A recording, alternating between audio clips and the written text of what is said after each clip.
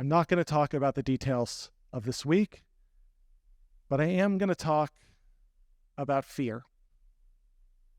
I'm going to talk about fear emerging out of the very first lines of this week's Parsha, the second Parsha of the book of Exodus, in which Moshe returns from his self-imposed exile in Midian, his running away to Midian. He returns to Egypt on the behest of God, who commanded him from out of a burning bush to go back and spread a message of liberation to his people and ultimately to Pharaoh, to tell that king of Egypt to let God's people go. And Moses, before making his way to talk to Pharaoh, first goes to his people. And he says, I'm Moses, and I have returned to you with a message from God. I have returned to you to say that the time of your liberation is coming near. And the people say back to him, be quiet. What are you talking about? Our mothers and fathers were slaves, and their mothers and fathers were slaves, and theirs before them, and theirs before them, and it will never change, and it will never get better. What are you talking about, Moses? And it says in the Torah that mikotzer ruach ume'abodah kasha, from shortness of breath and from heavy work, they turn their back on him. Mikotzer ruach, from shortness of breath, and of course that word ruach means both our literal breath and also our spirit. From shortness of soul, they rejected the message of liberation. 21st century didn't really begin on January 1st, 2000. 21st century really began on a Tuesday morning when we woke up to impossible images on the television of planes flying into the Twin Towers and then into the Pentagon. I turned 40 this year. I was a senior in high school that day. My dad got me up for school and opened the door and said, you need to come and watch this. We began this century, now 24 years old, with the start of something we called the War on Terror. We fought a war on multiple fronts against terrorists. I present to you that we have done very little to fight off the terror. That the 21st century has been so far a century for many of us marked by terror, marked by a systematic and ongoing desecration of those places which are supposed to be places of safety, of churches and synagogues and mosques, of movie theaters and music festivals and concerts, and of school after school after school, even classes of kindergarten children. Those places which are meant to be places of safety, places where we gather to be with one another, to engage in our highest values and our highest purpose, each and every one of them have been systematically, over these last decades, taken from us as places of safety and of security. We started 23 years ago a war on terrorism. We live still very much terrified. And then, of course, 4 years ago this month, we started to hear news stories of a new virus. 4 years ago this month, vague stories out of Asia about something that may or may not turn out to be something. March 8th was my wife's 40th birthday party, March 8th, 2020. And the day before, we had rented out a room for 40 of our closest friends, smooshed into a little room for dinner. And the day before, the caterer called and said, there's this thing starting to go around, and there's like 7 cases in LA. Do you think we shouldn't serve the food family style? People should have their own plates and forks. And I said, you're out of your mind. There are 7 cases of a bad cold in Los Angeles. We're doing the party the way we're doing it. March 8th, we put 40 of our best friends into a little room and ate from communal bowls. And March 12th, I walked out of my office on a rainy evening and didn't walk back in for a year and a half. For a year, for some of us 2 or even more, we were afraid to breathe. We were afraid to come too close. We walked down the street, and if you saw somebody coming, you crossed the street to give them what we called social distance, a term none of us knew 4 years ago this month. The world, if it's possible, got even scarier. 6 months ago, I was standing on this bima, and we were at the 3rd Aliyah, and those doors swung open, and in rushed 2 police officers in tactical gear with long guns who said, everybody out of this room. Ann was standing right next to me. Everybody out of this room. And you all looked at them, and then you know what you did? You don't even know that you did it. You looked at me. I'm in charge here, I guess. And I said, do what they say. And we made our way out those doors. And we stood in the parking lot. And one young girl walked up to me, and she said, I'm out here by myself, and I can't find my mom and my sister. We'd gone to the bathroom. We're still inside the building. And I thought to myself, is this now going to become a story of my rabbinate? That I tell her they're not coming out. They did. It was a hoax. It was a fake. They caught the kid who did it. The kid, I say, he was 14. If you missed the news, this was 2 weeks ago. It was a 14-year-old kid living in Pasadena with his fellow gamer buddies all on a server around the country doing this for fun. Junior high school. And it got scarier to walk into the synagogue. And one of you who had just lost a parent who was deep in grief called me and said, I need this place to be a place of safety where I can close my eyes and mourn. How am I ever going to do that again? And I had to say, I don't know. Because I'm also not done staring at the door. I don't want to close my eyes either. You're here in this room, and I'm glad. And then it was October. And we got through beautiful high holidays. Do you remember how beautiful the high holidays were here? And we got to the very end of the marathon. Simchat Torah.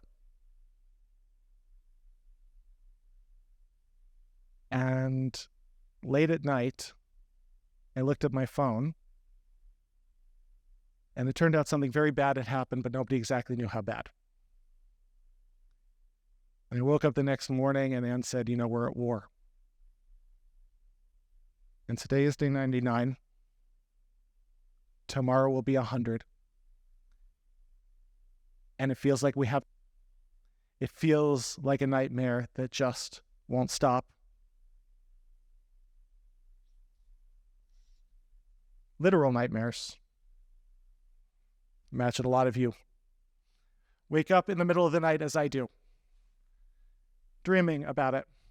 Certainly, it finds its way into every conversation, every interaction. God forbid we sign on to social media or read the newspaper. It's everywhere. It's every moment. How long since any of us have not been running on adrenaline? How long since any of us have just gone through the day and the night without a tinge of fear? How long since any of us have said goodbye to loved ones without a little voice of question of what might happen at their school, at the movies, at the mall. Let me tell you, if you are like me, the parent of a small child, the answer is never. We have never, in my daughter's life, lived in a world that wasn't terrifying. Never. What does that do to people to live under fear all the time? What does that do to our physiology to live with this level of adrenaline in our blood all the time? What does this do to our spiritual lives, to our hearts, to have no place that feels inviolable? No place where we can feel totally and completely safe. To never stop feeling like we are at risk any moment of the next shoe dropping and it being even more horrible than the one that came before. What does that do to our bodies? What does that do to our souls? I submit to you, my friends, this is the definition of kotzer ruach. To be short of soul, to be short of breath, to literally not be able to catch our breath for the shots that come one after another, after another, after another without ceasing. That make it so hard to dream of a different reality. To make it so hard to accept the possibility that it won't always be this way. Because who can afford the vulnerability when we have lived so long in fear? Who can accept the possibility of hope when our hopes keep getting dashed over and over and over again? The Jewish psychologist Abraham Maslow, in the middle of the 20th century, theorized that people have a pyramid, a hierarchy of needs, and that you can't move up the pyramid until you've covered the basic level, that people need at most basic food and shelter. And then immediately after that, we need a sense of safety and security. And all of those higher things, loving connection, a sense of personal purpose, deep satisfaction, none of that is possible if you're hungry. None of that is possible if you're cold. And none of that is possible if you feel chronically insecure and unsafe.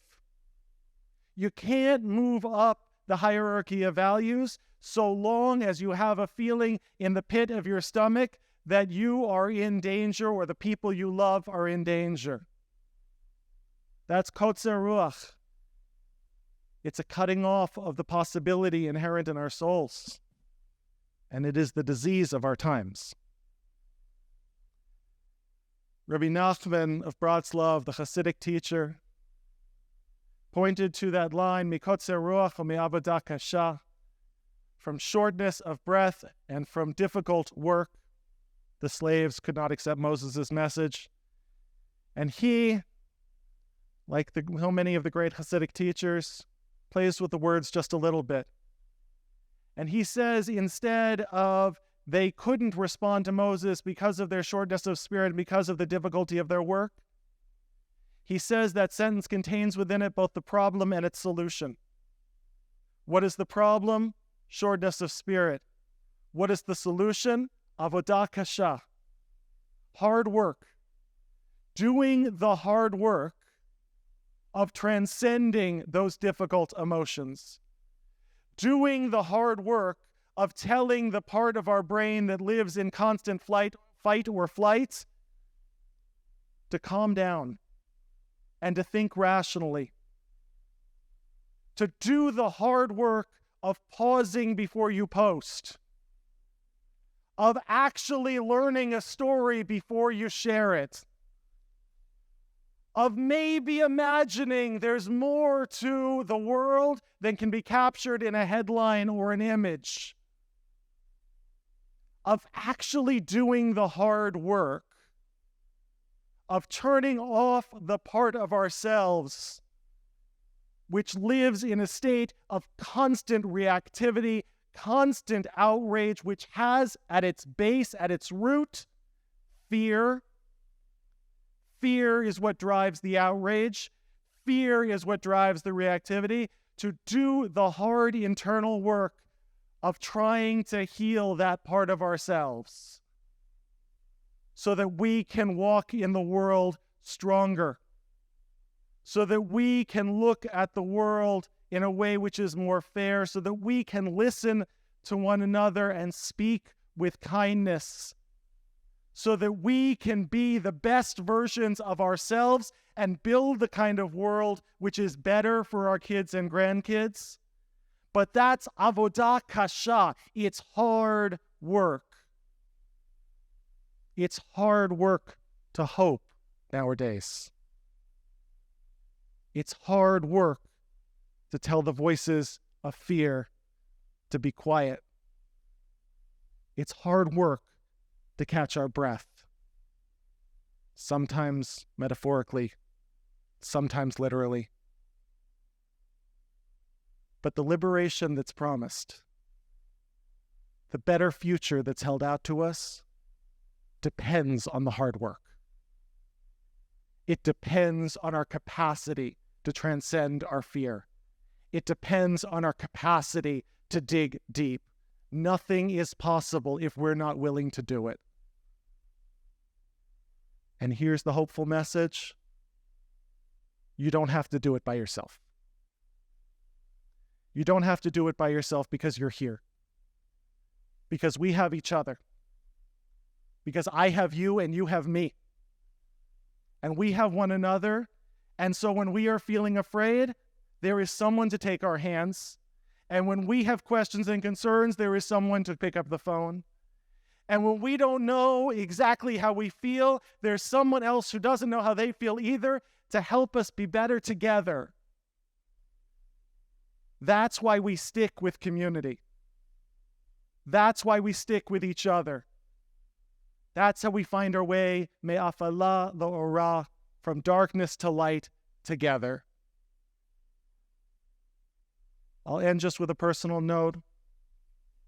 A beloved friend called this week, and I've gotten some wonderful calls. I've gotten some not wonderful calls, but I've gotten some wonderful calls.